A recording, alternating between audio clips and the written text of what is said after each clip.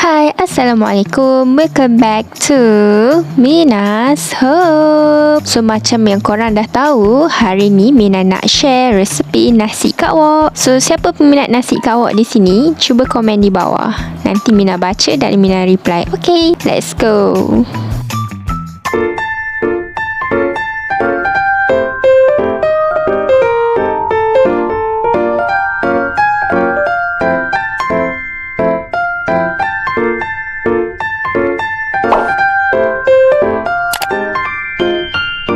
Okay guys, so first thing first, Mina akan perak ayam terlebih dahulu. So untuk perak ayam ni, Mina menggunakan setengah ekor ayam. Kebanyakannya bahagian dada lah di sini. So kita akan potong kecil-kecil macam ni. Dan kita akan mula perap. So first kita akan perap dulu dengan garam. Garam ni Mina gunakan 1 sudu kecil garam. So terpulang kepada korang, letaklah garam secukup rasa. Next kita akan masukkan 1 sudu kecil serbuk kunyit. Ini tak kisah apa-apa brand pun tak apa. Kemudian kita akan masukkan pula 2 sudu kecil serbuk kari. Okey, bagi yang tanya, Mina kenapa tak buat kari dulu?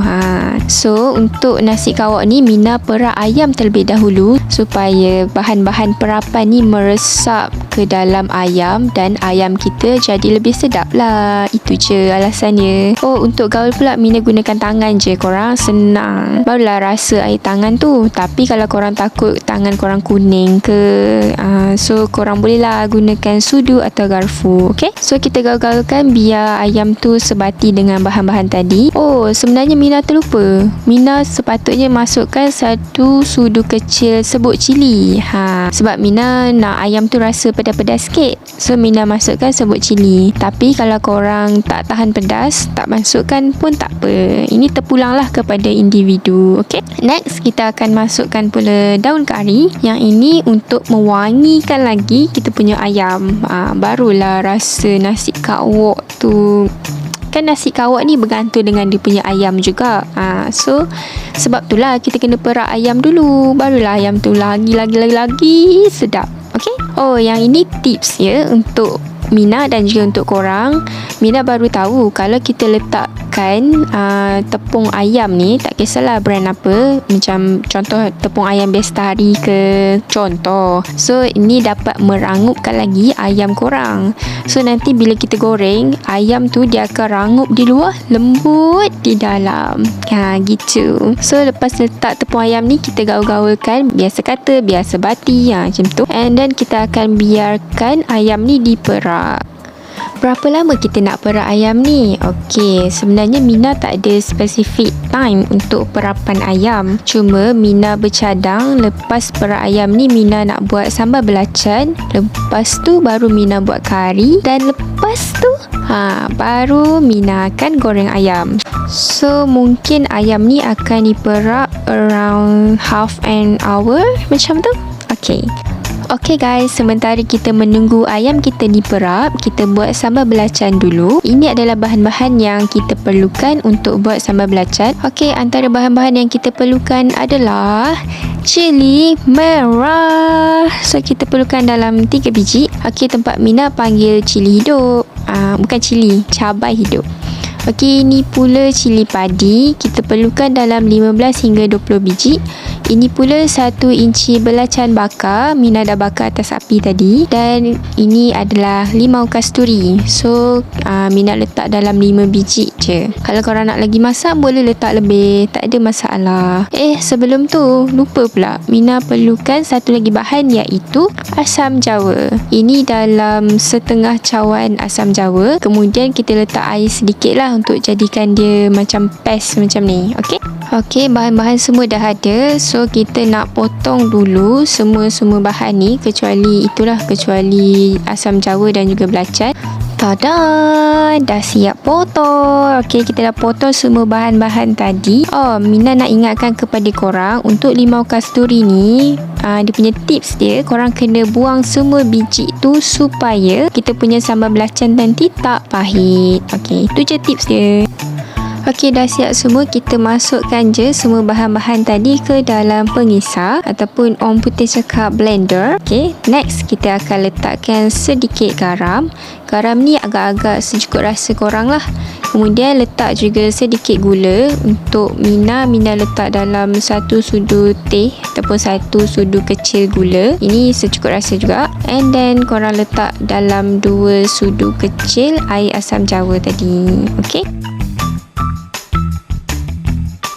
Okey, dah siap masukkan semua bahan ke dalam pengisar ni. Kita tutup dan juga blend. Okey.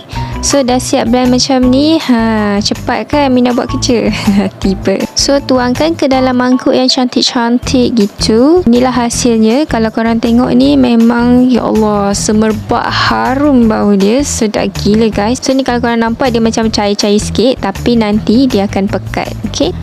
Perak ayam pun sudah, sambal belacan pun sudah. So ini masa untuk kita buat kari. Okay guys, first thing first, untuk masak kari ni kita perlukan bahan-bahan untuk kisar halus. Jadi bahan-bahan yang kita perlukan untuk kisar halus adalah 1 inci halia, kemudian kita perlukan juga 1 inci lengkuas. Ini adalah bawang putih dalam 3 ulas dan juga bawang merah sebanyak 4 biji. By the way, sebelum kisar, korang perlu potong dulu bahan-bahan tadi dan kisar sehingga halus macam ni.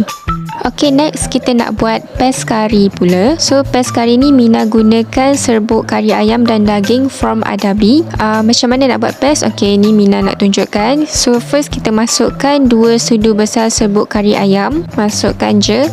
Dan kemudian kita gunakan juga serbuk kerutuk ayam dan daging from Adabi juga. Ok, Mina masukkan 1 sudu besar serbuk kerutuk. Serbuk kerutuk ni kita mixkan je dengan serbuk kari tu.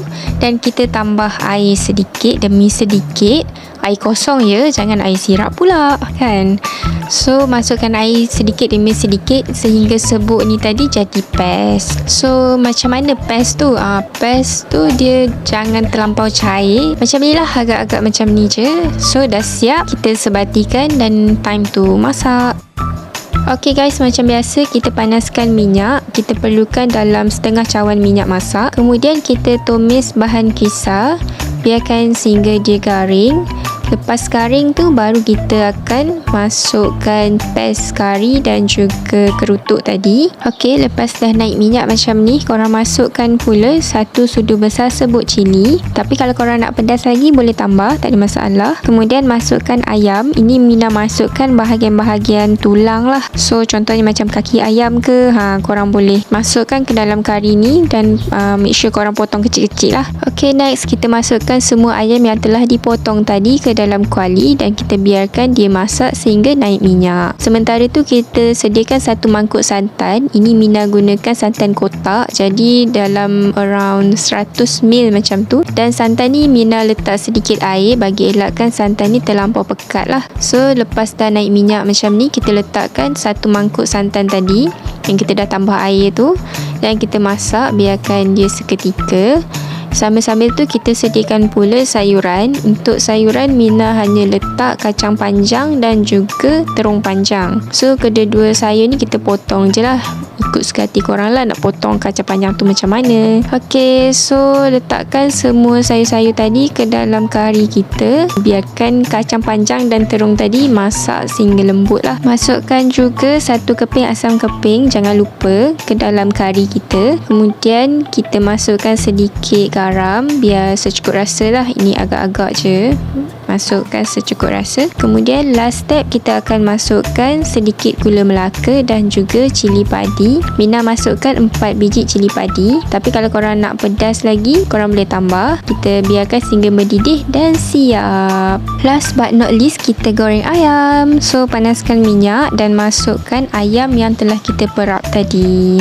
Masukkan je semua dan goreng sehingga garing. Itu je step dia untuk goreng ayam. Tak ada pun special tips ke apa, tak ada. Okay? Oh, sebelum Mina lupa, banyak betul Mina lupa dalam video ni kan.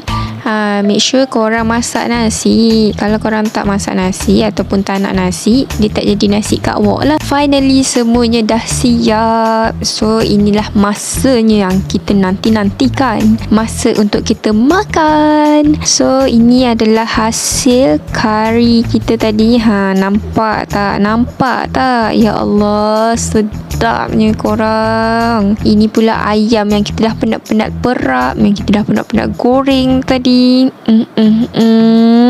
Ya ish, tak dapat nak cakap dengan kata-kata. Tambah pula ayam tu baru lepas goreng, pada panas, makan dengan nasi tengah kebuluran macam ni. Memang tak cakap banyak guys, memang kita kena habiskan. So dia. Dan Mina potong sedikit timun lah untuk penyedap rasa. Tak ada sayur, makan tak sedap juga kan. Bagi Mina, nasi kak wok ni dia ada sentimental value dia tersendiri. Sebab dulu masa student, Mina rajin juga makan nasi kak wok ni. Tapi lepas dah habis study ni, dah jarang makan. So Mina decide untuk masak sendiri. Dan ini pengalaman pertama Mina lah, masak nasi kak wok sendiri. Jadi kalau ada sebarang kekurangan, Mina minta maaf. Dan Mina harap korang boleh komen di bawah untuk Mina improvisekan lagi resepi ni. So jangan lupa like, subscribe dan turn on notification korang. Terima kasih sebab selalu support Mina. Bye. Assalamualaikum.